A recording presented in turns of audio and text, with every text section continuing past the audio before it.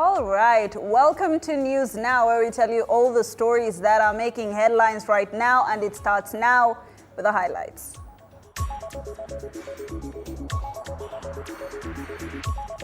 The highlights.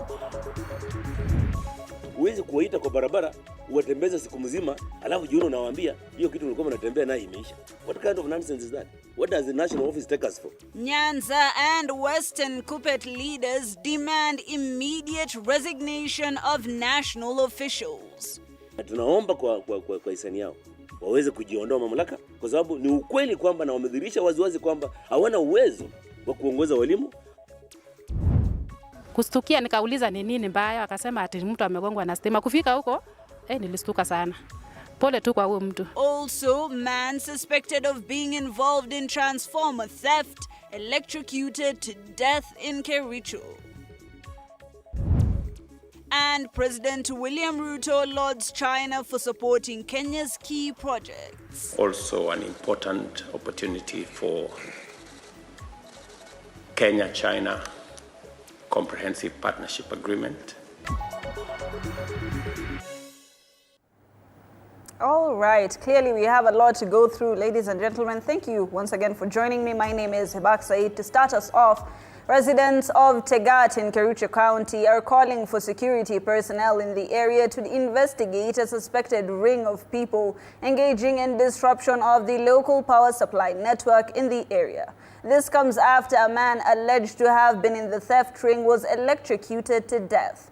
According to the residents, the man is alleged to have been tampering with a transformer in an attempt to disconnect it. The man was identified as a watchman at a construction facility in the area, and authorities in the area are investigating the matter in a bid to determine the exact circumstances that led to the incident.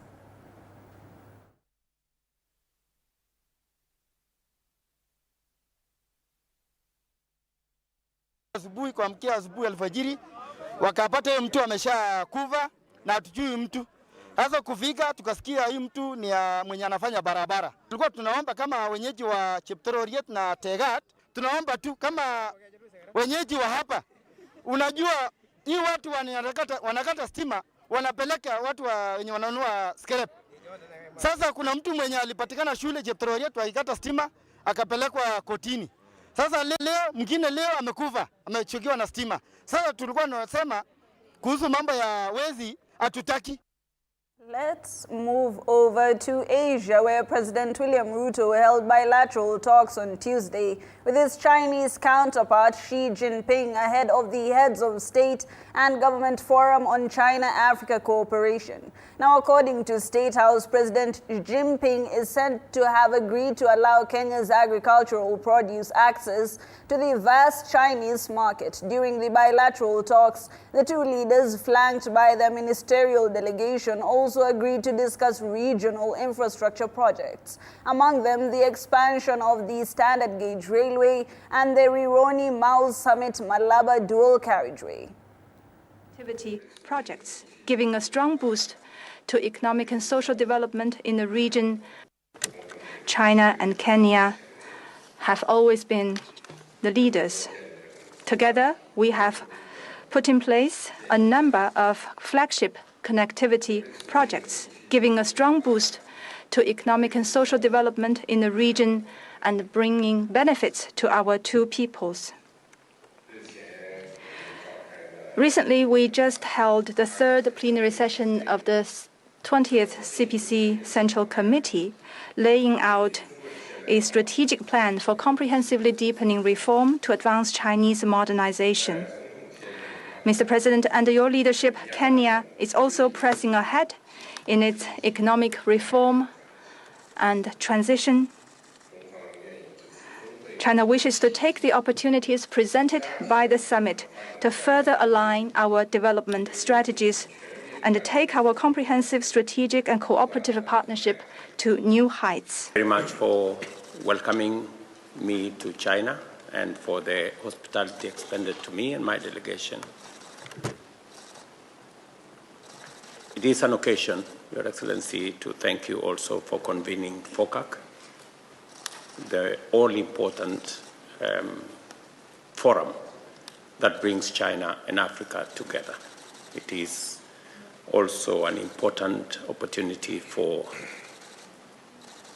Kenya-China Comprehensive Partnership Agreement, a strategic partnership that is based on a people-to-people engagement framed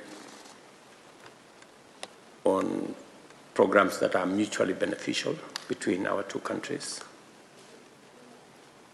and based on mutual respect and trust. On the same note, President William Ruto has said that collaboration with China will help to ensure security and stability in both continents, as this will help boost the economy of both countries and ensure development takes place. The head of state, who is currently in China, had a meeting with the Chinese president to discuss strengthening bilateral ties and exploring new areas of cooperation. China's security cooperation with Africa has deepened substantially over the past decade.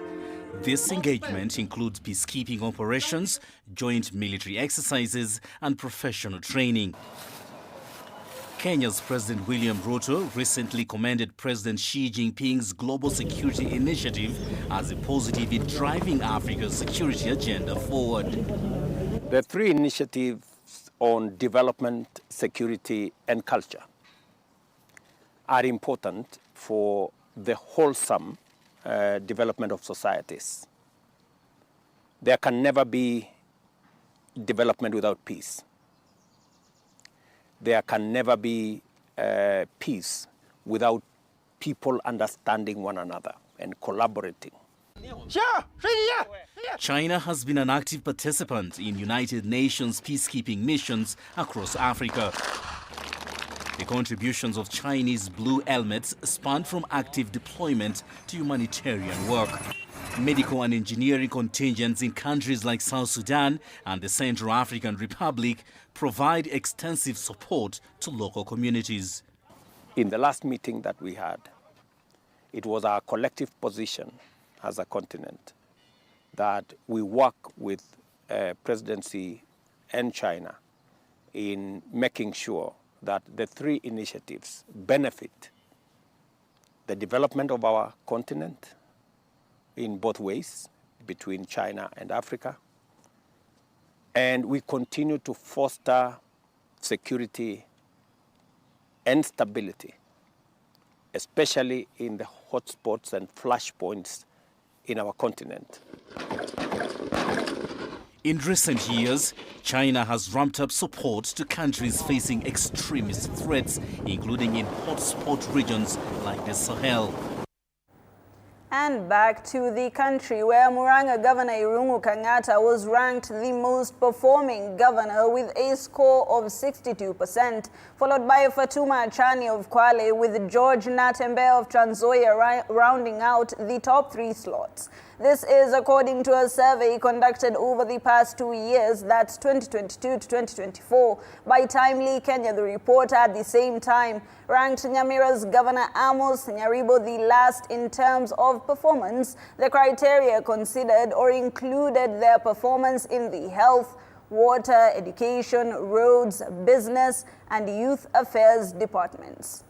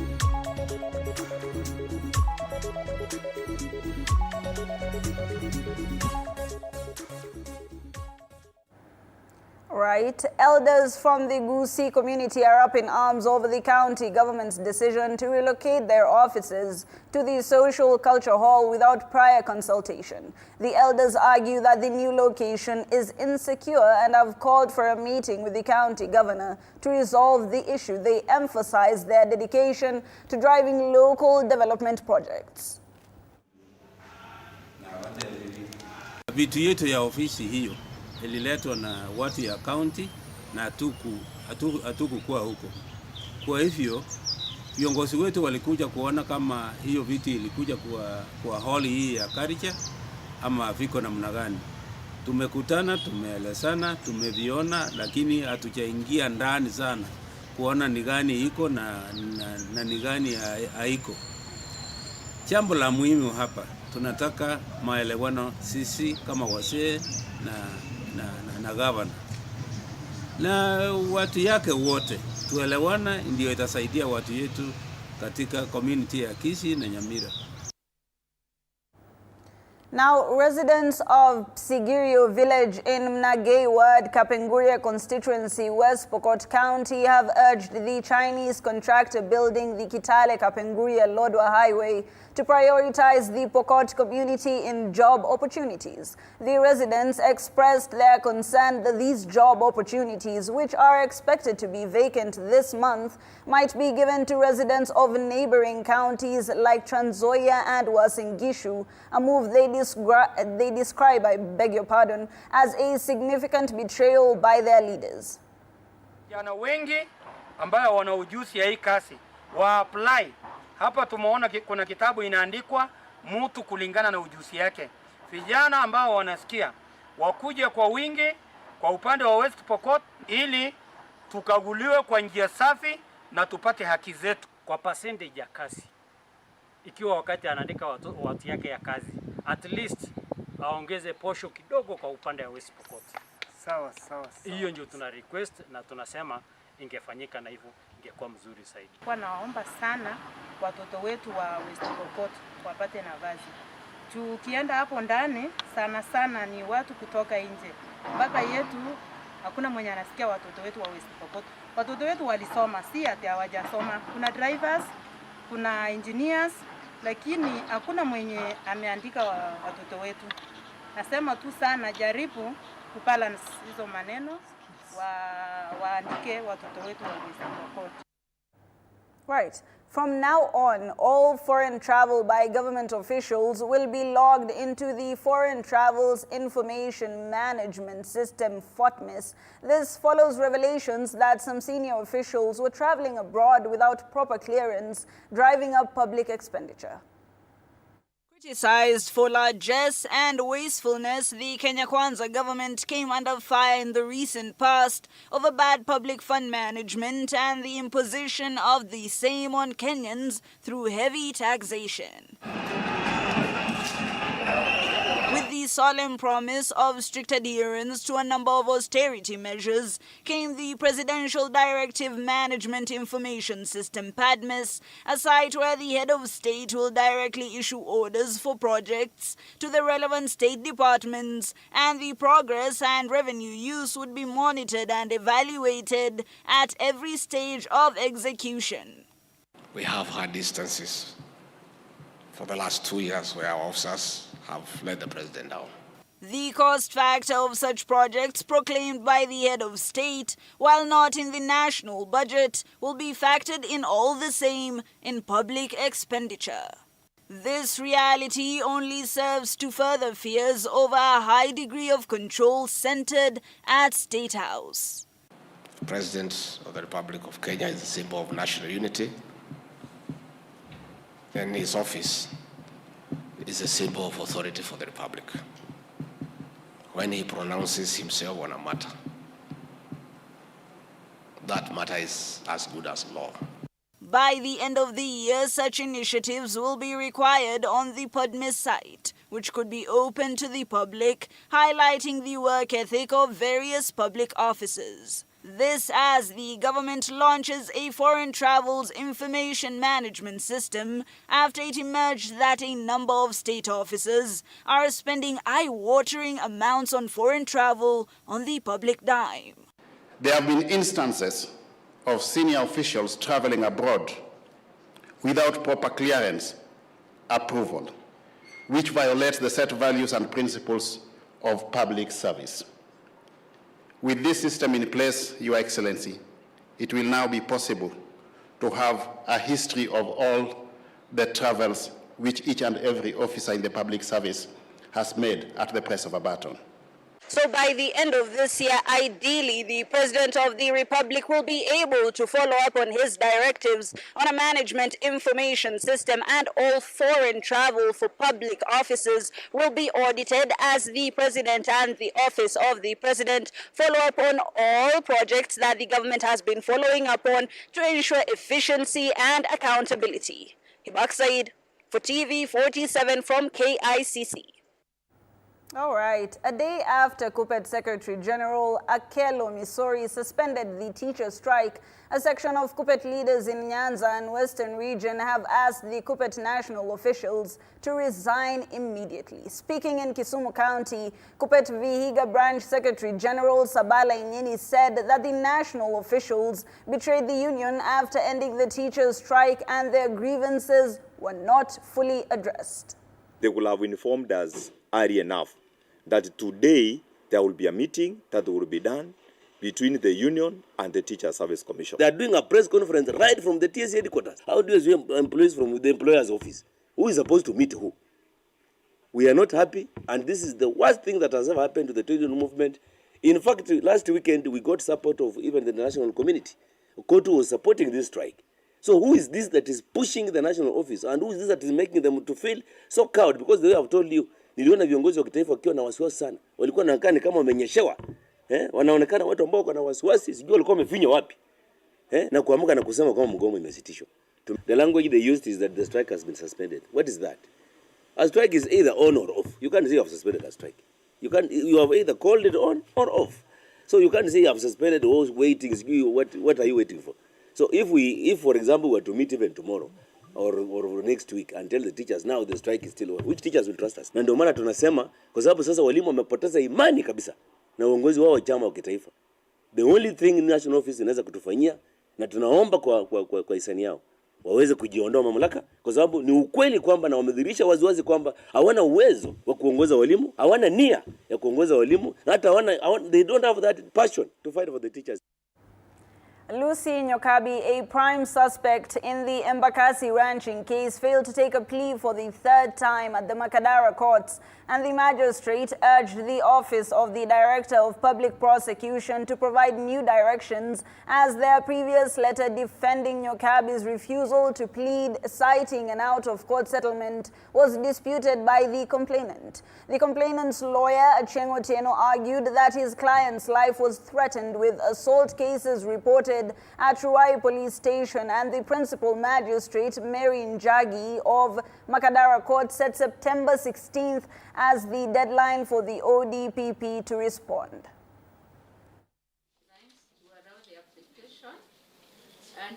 The court has given them time to go and look at the application again so that they come and tell court whether a plea will be read or not.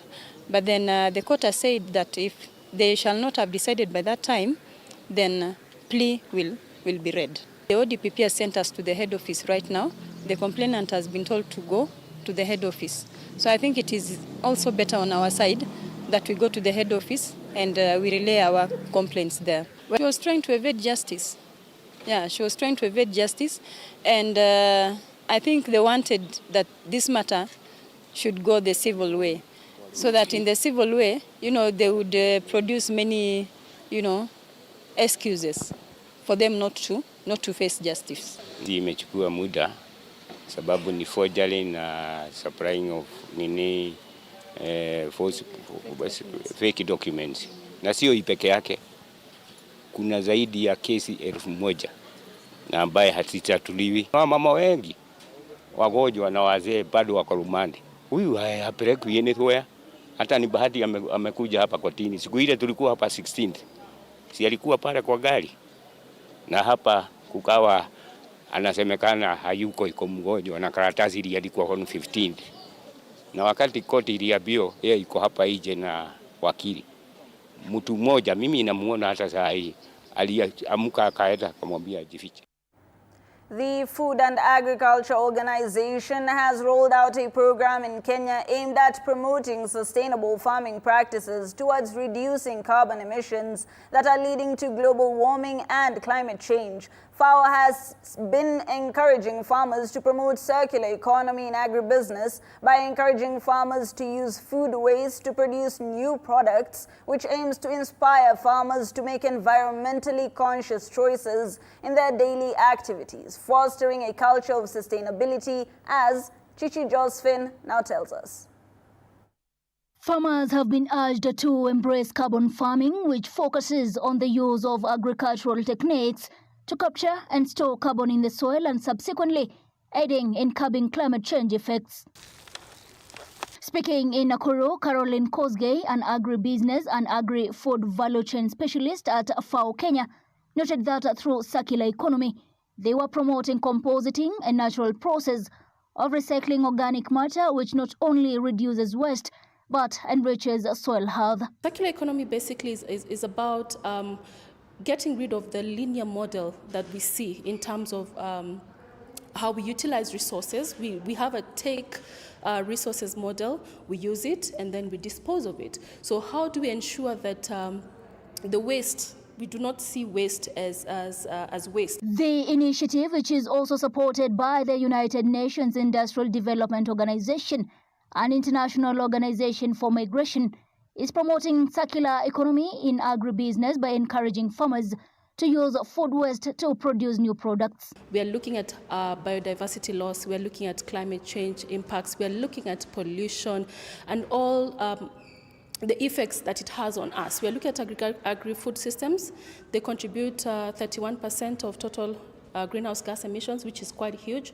So as FAO, in collaboration with UNIDO and IOM, we came up with a program to see how we can counter this. In Nyamira, the initiative has helped banana farmers through value addition to increase the post-harvest shelf life and improve earnings, while in Laikipia, the program is promoting value addition on leather as a way of positioning Kenya as a leading producer and exporter of quality leather products. For the banana Nyamira, we are doing now the CAIPS, the Count Aggregation Industrial Park, which is under construction. We are trying to mobilize the farmers, put them into groups, and ensure that they are properly aligned with the CAIP. So once it is operationalized, it can now bring the benefits it was earmarked to bring. Kipia is blessed with range land, a wide range of land. We are producing between 300 to 350,000 cattle in a year. So that now gives an opportunity to value add the products that come out of it, out of the beef. For instance, we can consider hides, we can consider the skins from the sheep and goats to do value addition and come up with leather products. FAO's agribusiness approach does not only address environmental concerns, but also promotes economic growth by optimizing resource usage. Chichi Josephine, TV47. Thank you, Chichi. As the 7th edition of the Kenya International Industrial Expo is set to take place come September 12th to 14th of this year, the Expo will offer a platform for showcasing industrial innovation, fostering partnerships and exploring new opportunities in Kenya and the wider East Africa region. Managing Director of the AfriPIC Expo Kenya, Gawe, says that over the years, the Expo has established itself as a critical platform for fostering international trade and investment in East Africa. President of the Kenya National Chamber of Commerce and Industry, Eric Ruto, announced that 12 members will showcase crafts, industrial products, electronics, machinery, and logistics. The number of booths has increased from 20 to 30, allowing more local companies to showcase their products and services on this international stage. This expansion represents not only a growth in space, but a substantial increase in opportunities for our local industries to benefit from international exposure and fostering gathering industrial growth and innovations. Yeah. So now for this one, we always closely work with chambers. Yeah, the national chamber and also the county chamber. We are working with Gambu County, Nairobi County, and Kirinyaga, even Nakuru. When we opened our office in China, we invited our members to come and test the opportunities. And it is born of that the 300 million businesses